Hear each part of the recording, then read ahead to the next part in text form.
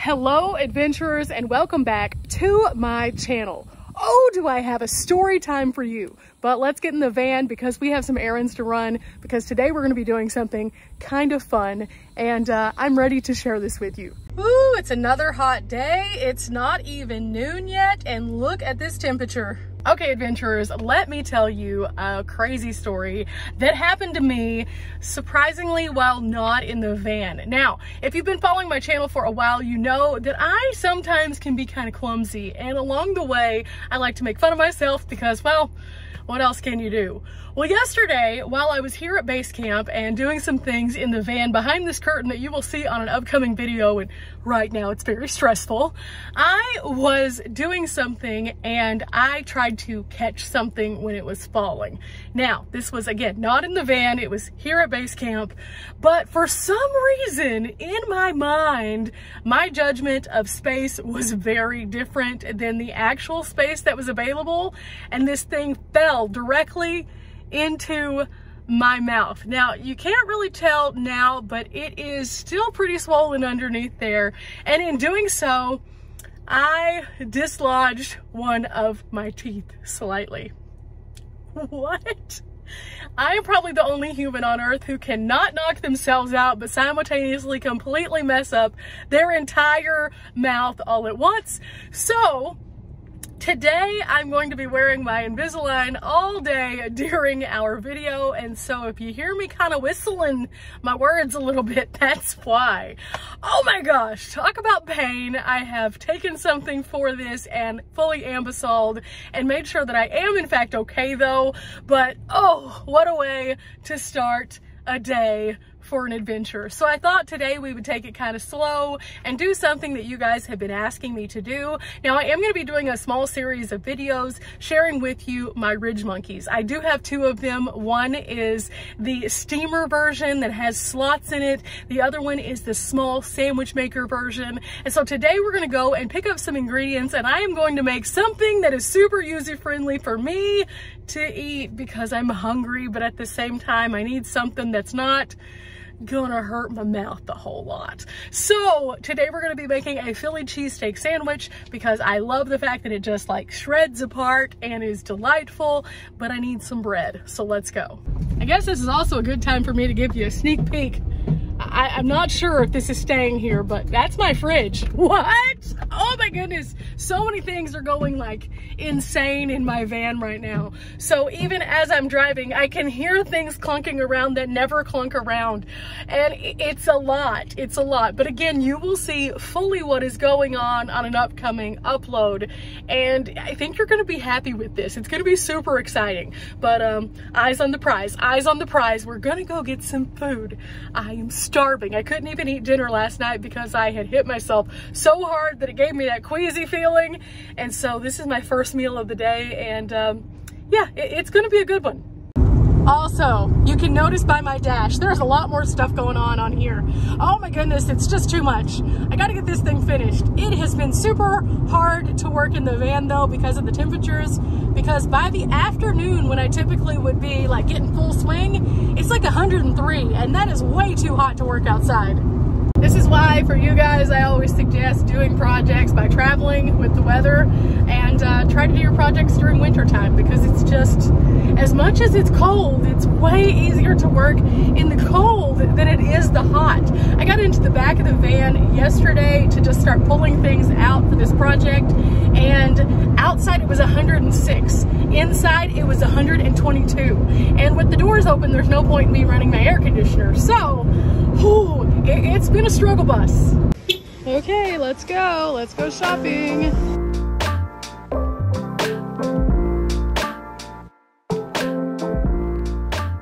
Of course, I got a little bit of extra stuff, but we have the stuff to go make our dinner now. Or rather, I should say our lunch. Now, because it is getting quite toasty here in Texas, and because I do have access to base camp, today I will be using only the things that I carry with me in the van, or the things that we purchased today. However, we will be cooking inside of base camp just because there is no physical way I can cook in my van currently because, well, I have most of the things pulled out of there right now. Again, big project. You will see what that is very soon, and it'll all come together and make sense as to why I'm filming indoors, but let's go cook. Okay guys, I parked under the shade hoping that it'll cool off a little bit because I got to work in the van on that special video in just a little while. But it is time for us to go in and make some food, and I am super excited about this because again, I didn't get to eat dinner last night and my mouth still hurts. So this is going to be a fun one, but one thing I love doing is cooking. Now, I originally only went for this right here because I need the bread for the Philly cheesesteak, but I found all of these other things and, well, I figured that this is some other food that I can make here on the channel for you, also using the RidgeMonkey to show you some of my favorite recipes. So I went ahead and picked it up, and you'll see all of this on a future upload. Well, not this part. This is just for me, guys. In fact, while I'm here at base camp, I'm going to film several different videos using the RidgeMonkey, and I'll just kind of upload them sporadically throughout some of my travel content so you guys can see some of the possibilities that are out there for you when it comes to this particular cooking device. These are all great camping meals that are so good and don't make you have to sacrifice on flavor just because you're on the road. So you'll see some of those kind of coming up, and I don't know what order I'll do them in, but you know, this gives you kind of an idea of what I'm up to while I'm here at base camp working on my other projects, and then also how you guys can use the RidgeMonkey. Now for today's video, we're going to be using the larger slotted RidgeMonkey, and it actually has two sides. So this is the slotted side, but then it has one side that doesn't have slots, and that's the side that I'm going to be leaning on to toast that bread. So we're going to start off with this side disconnected from the other, and we're going to start our ingredients. Okay, as always, whenever we're starting it up, we're just making sure our butane is in line, and then we are locking it into place. Now on this stove, you do have to go all the way to the max and then back it down. So I'm gonna go ahead and do that. I picked up this great value seasoned sirloin Philly cheesesteak in the frozen food section, and this is so easy to use, but you can also customize it with the flavors that you want. Now this is what that looks like, and I may end up using two of these because I'm pretty hungry, but we're just going to put them right into this slot right here, and we're going to start them on a low cook. Now I am going to be adding some butter into this just to make sure that they don't stick also. And for this, we're gonna just go with my favorite butter, which is Kerrygold Irish butter. This stuff is delicious. So about this much is all we should need, and we're just going to place it kind of over here on the side of the pan so that it'll start to slowly coat the bottom of the pan and make sure that the meat itself does not stick. Slow and low is your friend when it comes to cooking on the RidgeMonkey. Don't worry, it will happen. Just make sure you're taking it slow so you get all of those flavors and all the juices and everything building up. So while this is going, I'm actually going to dice up some onions and some peppers. Now, I always love to make delicious food because it's one of my favorite things to do when it comes to just like thinking around camp. You can really retreat into your cooking to really have some moments at camp that are nice and reflective. So that's what I usually do. I'll take this time of day when it's a little bit slower to just really appreciate all of the fun that I've been having, but also to kind of take inventory of what I need to be doing when it comes to videos and when it comes to where I'm going next. And so cooking has always been that for me. And it's not that for everybody, but it definitely has always been that for me, even whenever I was in a more traditional lifestyle in a sticks and bricks. Okay, peppers, here we go. And in the pan, just kind of sprinkle them around in here. And then we're gonna add the onions. Okay, it's nice and sizzly over there, so we want to get these onions in as quickly as we can to start kind of making some of this onion flavor go into that meat. We're going to infuse it. It's going to be so good. Okay, again, here we go. I'm just going to put them right on top, and look at all of those colors. Now, one of the things that you're going to want to do is make sure that as that butter is starting to move around on the bottom there, that we're going to turn this meat. And the way that I choose to do this is with one little device that I keep in my travel kit always. This guy. I love these little tongs. I just picked them up at the Dollar Tree, so they're super inexpensive, but they have the silicone ends, which I really prefer using when it comes to the RidgeMonkey. So now we're just going to kind of maneuver this around, and this is usually not a one-handed job. Usually I will hold the pan, and then use these to get the meat. Now, part of the reason why I like to use Montreal seasoning when it comes to Philly cheesesteak is because it has all the peppers and the garlics and things like that already in it already. So you don't have to do several different things. You can just do a one-stop shop, and usually these little guys right here or any kind of steak seasoning are perfect for Philly cheesesteak. So let's go. Okay, we're just gonna sprinkle liberally. And a lot of people will ask if you have a specific amount that you add. I always have just gone by, put as much as you like in there. And go slow, because you can always add some more later. We're also going to be adding a little bit of this to it. Now, in the comments, I want you to try to pronounce this using your spelling. Is it Worcestershire? Worcestershire? How do you say it? Any way that you say it, we're just gonna put just a tiny bit in here just to make sure we add a little bit more moisture. That's good. And then we're really gonna go to town. The thing about Philly cheesesteak meat is it shreds. So after you've gotten that nice sear on it, you can start to just shred it down like this and really let it cook in those juices. So that's what we're doing now. Just getting it all ready. Ooh, look at that. This is gonna be delicious. This might be the biggest sandwich I've made, but that's okay. If I can't eat it all, that's fine. I'll have leftovers for later.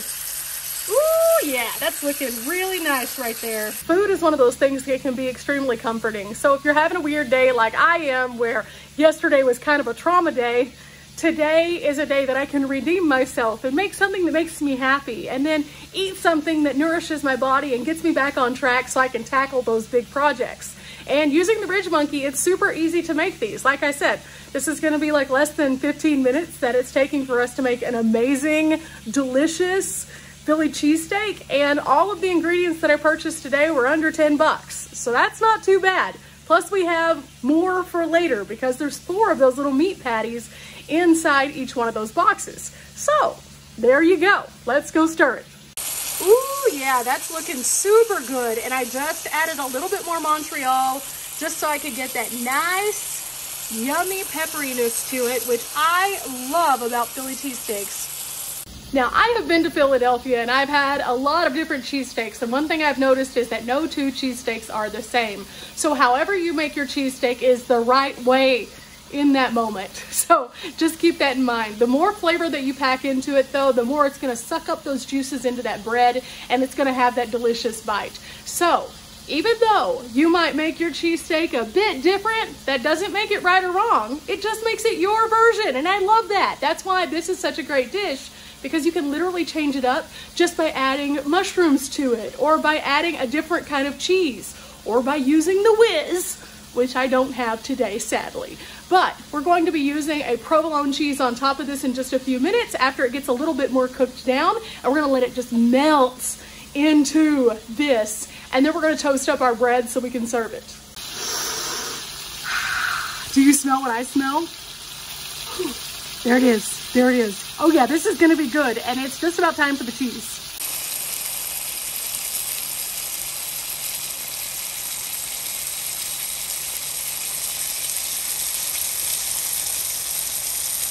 Now, I always keep some cheese in my van, and so sliced provolone is what we're going with today.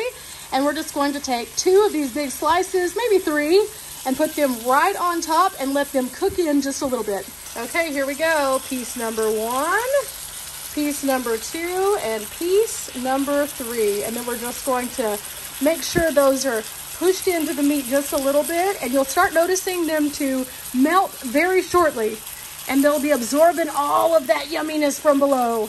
Now, while that's working on doing its thing, we're gonna be cutting half of this bread off because we're gonna make a sandwich that's half the size of this. What? This is gonna be a huge sandwich. And again, if I don't eat the whole thing, I'll wrap it up and eat it for dinner later on.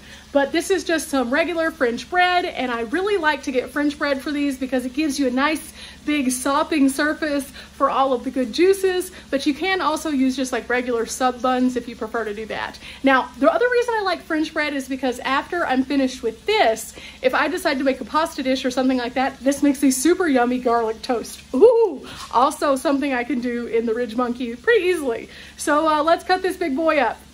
Ooh, look at that cheese. That is exactly what we wanted it to do. And since it is doing that, we are now going to turn the heat off. And we are just gonna let it sit and simmer for just a couple more minutes. Again, this is a big guy, so we're gonna go about here with it. And again, I'm just using the same knife that I cut the onions with earlier because in all reality, in van life, I would end up using the same knife. And because we didn't cut up any meat or anything, it's perfectly fine. So we're gonna go ahead and keep this piece, and I'm gonna put this one away for later, but now we have to cut into this one so that we can put our meat inside. And I'm gonna try something that you guys might think is crazy, but I personally love doing. Now, a lot of people like to cut along the seam of the bread on the sides and then just make it into a sandwich with a top and a bottom. But for a Philly cheese, I like to actually cut into the bread and kind of cut a V channel so I can lay all the toppings inside of it and it just be absolutely delicious. So let's go ahead and cut that V and I'll show you what I'm talking about. Okay, so in order to do this, I just simply cut in kind of at an angle and work my way through the bread. And then I'm gonna do the same on this side. And again, work my way through the bread. And we're basically hollowing it out just a little bit. So you'll see that it'll pull up in just a minute. I'm gonna go ahead and also cut in a little bit deeper so we can pull out this crispy part, or the part that we will make crispy rather. And then we're gonna follow this line down until we get to this end stump. And this isn't the prettiest because this bread is clearly not on its first day, so it's a little bit more crummy, but that's okay. It's gonna be delightful. Then we're gonna remove this top. And then I'm going to do something else crazy. I'm going to push the bread in. Now, by doing this, it creates more of a pocket for all of the toppings, and it kind of makes it like a bread bowl. I love doing this. It's very not traditional, but at the same time, super, super good. And after that, we're gonna toast this up just a little bit just to heat the bread. Okay, now it's time for us to use this pan, and I'm gonna do this a little bit different. I'm gonna put some butter in the pan, and then I'm just gonna kind of slather the bread around on it and then toast it up. Now, you could also spread the butter directly onto the bread, but sometimes it's easier just to heat it up in here because sometimes the fridge makes the butter a bit hard. So this helps a lot. Okay, we're gonna turn it back on and back it way down again. And then I've already put some butter in here. So now we're just gonna start moving the butter around the bottom of the pan to make sure nothing sticks. Oh, that's looking really nice. And now we're going to take the top piece of our bread and face it down, and then the bottom piece of our bread and face it up. And we're just gonna let that sit in that butter for just a couple seconds, and then we're going to flip them, believe it or not. Ooh, yeah, that's almost ready for us to flip. We're just trying to make sure that we get them nice and coated. And then after we get them nice and coated, again, we'll just flip it over. This one's a bit harder because of my hands, guys. Okay, there we go. And now we're just going to toast those up. I'll probably add a little bit more butter so we can get them a little bit more toasty and good, but the key is to make the bread a little bit warm so it doesn't just taste like it's cold bread. Now, in the process of this toasting down, I have a little bit of blue cheese also, so I'm just going to sprinkle a little blue cheese into the boat to be at the bottom. I really like this because it just adds a really yummy flavor to it. Again, you don't have to do this. You can stick with just the provolone, but while I have it, I might as well take advantage of it. Okay, now it's time for us to plate this, and we're going to take our toppings and just kind of slide them onto our bread. And because our cheese kind of melted it all together, it should slide pretty easily and kind of stay together a bit. So here we go. We're just gonna, ooh, yeah. Oh, that is a heaping Philly cheese sandwich right there. That is going to be delicious. Then we're just going to place our top on it. And I did toast this down pretty good. So that thing is huge, guys. Look at that. That's just gonna be so delicious. We have the peppers, the meat, the onions, the cheese. We have that toasted bun, so it has a nice crispiness to it whenever we bite in. This might actually be a napkin situation, guys. And it's really big. It's super, super big. So this probably will end up being 2 meals, but I am not mad at it. This was delicious and totally worth every minute that it took me to run to the store and get the bread. I'm just saying. But now it's time for us to take a little taste test. So this is the hard part, guys. I have to take my Invisalign out for this one. Oh, this is gonna hurt. Now, if you've never worn Invisalign, oh, that's the most painful part right there, is the taking out after your teeth have been moving. So I'm gonna go put this in a safe place, and oh, my mouth hurts still, guys. I am way too clumsy.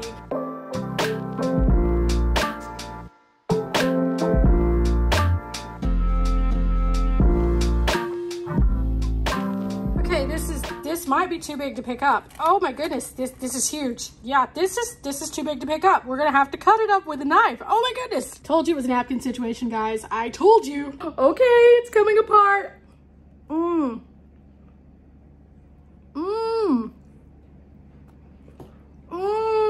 Oh yeah, so good. Yeah, this is gonna take me a little while to eat, but it is so yummy. The butter on the bread really just makes it pop.